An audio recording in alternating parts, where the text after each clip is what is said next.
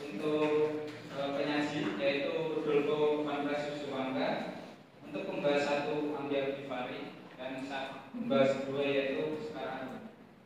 Untuk mempersingkat waktu, untuk penyaji dipersilakan.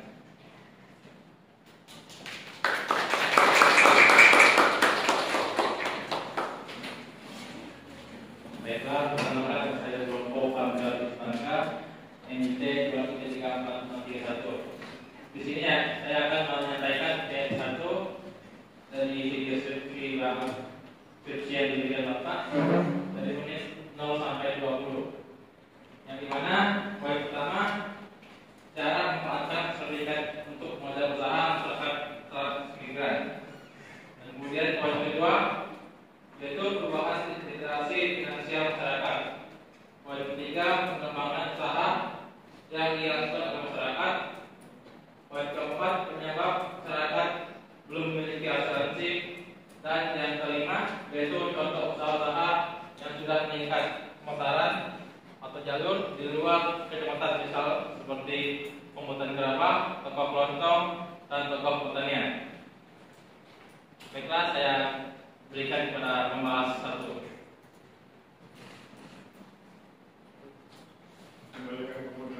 Oh, mohon maaf, saya akan kembali ke moderator. Oke, cukup jelas dan menarik ya. 5 poin tadi. Tapi kita perlu memperdalam materi kita dengan memberikan kesempatan kepada pembahas 1 untuk membahas. Dipersilakan.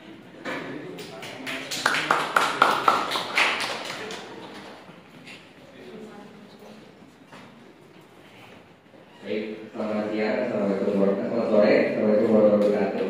Waalaikumsalam warahmatullahi wabarakatuh.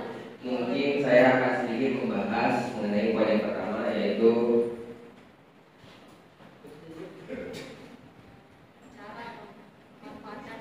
cara memanfaatkan sertifikat untuk tambahan modal. Yang di persoalan di sini, sebelumnya kita pahami dulu pemanfaatan sertifikat tanah untuk tambahan modal. Pemanfaatan sertifikat tanah untuk tambahan modal adalah upaya memanfaatkan sertifikat untuk mendapatkan tambahan modal agar dapat membuka bisnis pintu pemasukan baru sehingga tidak bergantung di sektor pertaniannya. Namun jika berbicara tentang bisnis, kita perlu memikirkan segala resiko yang akan terjadi pada bisnis kita.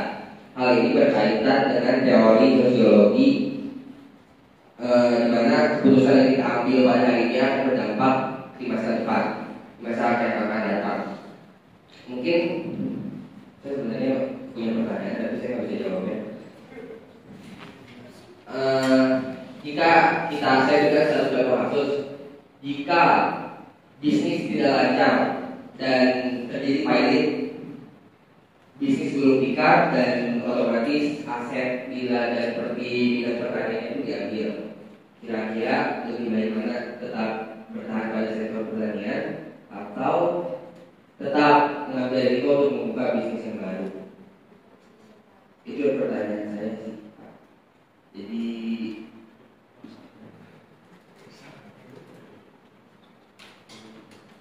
mungkin itu saja yang poin yang bisa saya bahas. Akan saya kembalikan ke moderator. Terima kasih. Terima kasih atas kesempatannya dari pembahas 1. Dipersilakan untuk penyaji menjawab pertanyaan dari pembahas 1.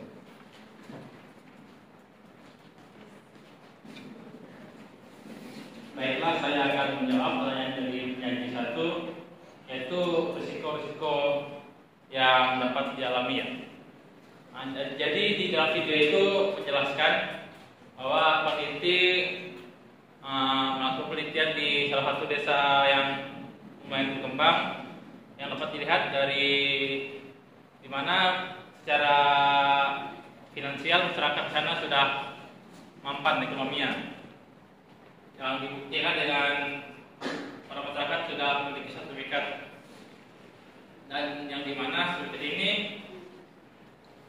masyarakat melakukan apa ya,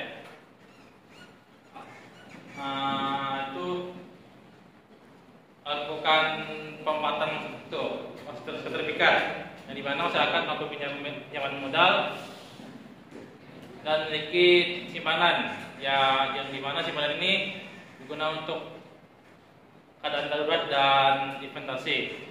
Dan dijelaskan juga dari video skripsi itu dijelaskan bahwa dari pemotongan ini para pengusaha ini sudah teruji dan sudah terbukti bahwa pemotongan sertifikat ini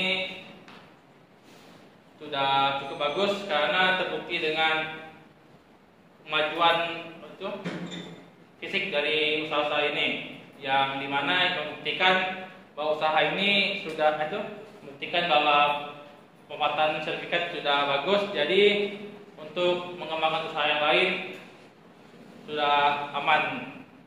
Nah, sekian saya berikan kepada moderator.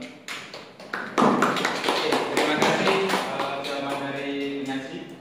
Kemudian untuk kesempatan kedua, yaitu untuk pembahas kedua, dipersilakan.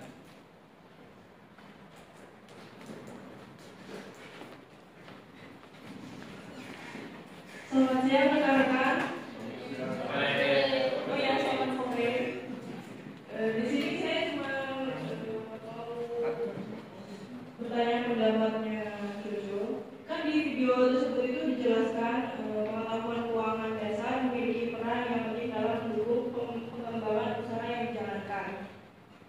Namun di realitanya peneliti itu mengamati kalau warga setempat itu tuh masih kesulitan dalam penggunaan teknologi, gadget, dan pengaplikasian keuangan. Nah, padahal warga setempat itu tuh udah mengembangkan usahanya itu sampai ke jalur kecamatan. Misalkan kalau misalnya warga setempat ini mengembangkan usahanya lebih-lebih ke jalur kota, gimana warga setempat itu tuh masih belum paham sama teknologi, sama aplikasi keuangan. Dimana kan sekarang kan era modern kan kayak pembayaran kan menggunakan QRIS, transfer. Nah, tapi tuh warga setempat ini tuh belum punya pengetahuan tentang teknologi, masih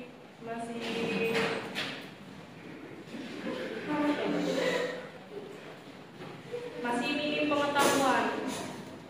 Jadi bagaimana pendapatnya Jojo tentang hal ini di era modern ini? Saya kembalikan kepada moderator. Oke, terima kasih pertanyaannya. Sudah jelas itu pertanyaannya.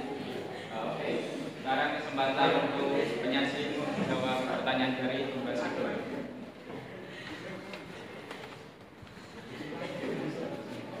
Baiklah, saya akan menjawab pertanyaan dari penyanyi kedua, yaitu bagaimana pendapat saya tentang pengembangan gadget kepada pengusaha. Ya, kalau begitu. Nah, jadi menurut saya supaya masyarakat itu dapat mengenal gadget atau aplikasi keuangan, yaitu masyarakat atau masyarakat, itu intinya pemerintah setempat ataupun yang organisasi atau peneliti melakukan penyuluhan kepada masyarakat setempat tentang bagusnya penggunaan aplikasi keuangan, ya seperti transfer ataupun QRIS, yang dimana nanti penyuluhan ini berguna supaya masyarakat tahu apa kelebihan dari penggunaan aplikasi keuangan ini,